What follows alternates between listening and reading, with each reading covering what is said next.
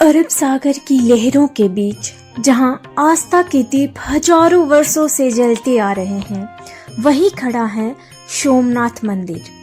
एक नहीं, दो नहीं, 17 बार ध्वस्त हुआ है, लेकिन हर बार फिर से खड़ा हुआ और हर बार फिर से अपना वही तेज दिखाया, वही रहस्य दिखाया। क्या आप जानते हैं कि इस मंदिर का शिवलिंग अदृश्य शक्तियों से सुरक्षित था? क्या ये सच है कि इसमें छिपा था श्री कृष्ण का काल चक्र? आज हम जानेंगे सोमनाथ मंदिर की कथा को, जिसे इतिहास मिटा न सका और रहस्य सुलझा न सका। यह है सोमनाथ का अमर रहस्य, जिसे खुद भगवान चंद्रदेव ने बनाया था। गुजरात प्रांत के काठियावाड़ क्षेत्र में समुद्र के किनारे सोमनाथ नामक विश्व प्रसिद्ध मंदिर में यह ज्योतिर्लिंग स्थित है। यह संसार का सबसे पहला ज्योतिर्लिंग है। पहले ये क्षेत्र प्रभास क्षेत्र के नाम से जाना जाता था। यहीं भगवान श्री कृष्ण ने जरा नामक व्याध के बाण को निमित्त बनाकर अपनी लीला को समाप्त किया था। यहाँ के ज्योतिर्लिंग की कथा का पुराणों में इस प्रकार वर्णन है कि दक्ष प्रजापति की 27 कन्याएं थी।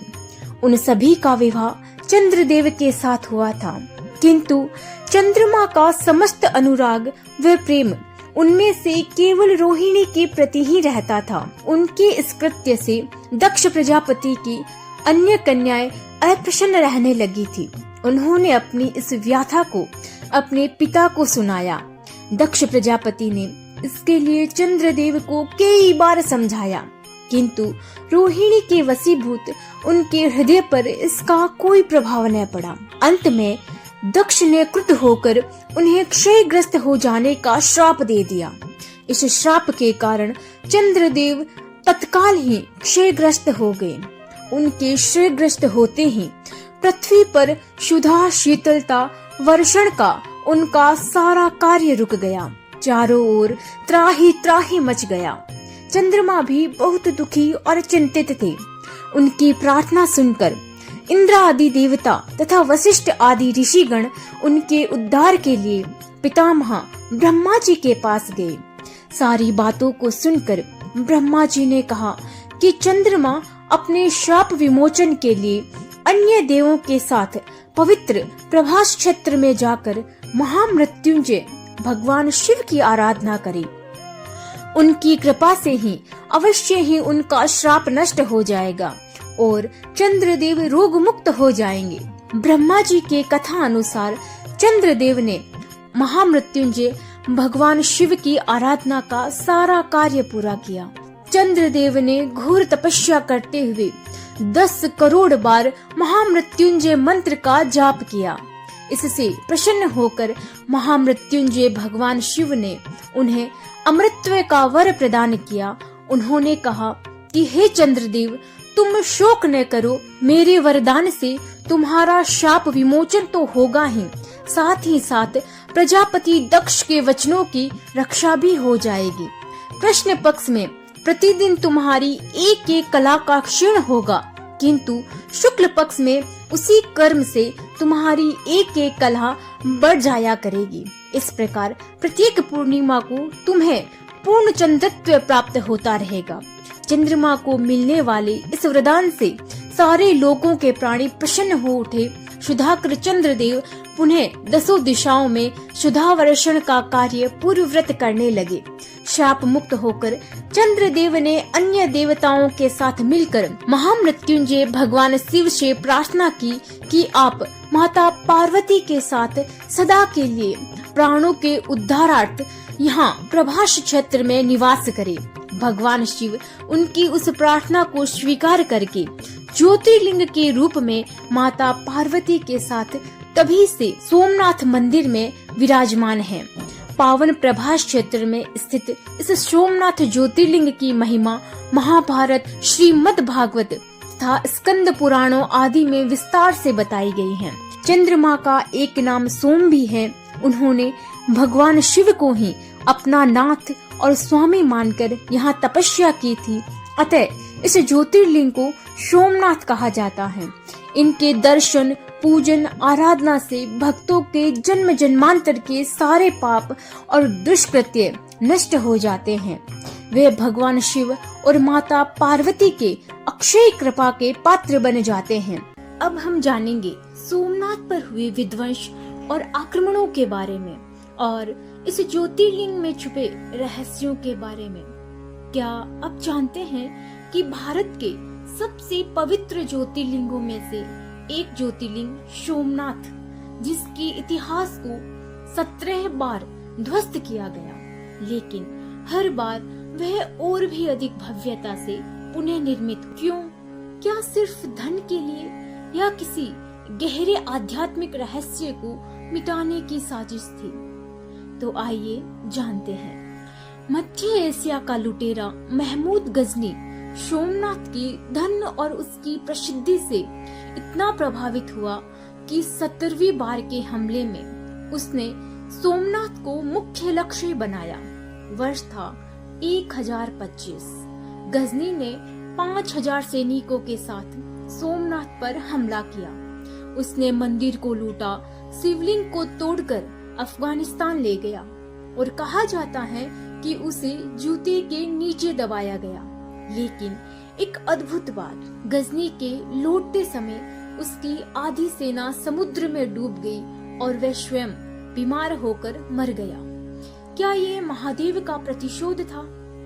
हर बार मंदिर तोड़ा गया, लेकिन हर बार किसी न किसी राजा या भक्त ने इसे पुनः खड़ा कर दिया। भीमदेव सोलंकी ने पहली बार इसे फिर से बनवाया था। 1351 में फिर से तोड़ा गया। फिर से अहिल्याबाई होलकर ने इसे सुधारा और अंततः 1951 में लौह पुरुष सरदार वल्लभ भाई पटेल के प्रयास से भारत की स्वतंत्रता के बाद इसका पुनः निर्माण हुआ। क्या यह कोई साधारण मंदिर है या इसमें कोई अदृश्य शक्ति है जो बार बार इसे जीवित करती है?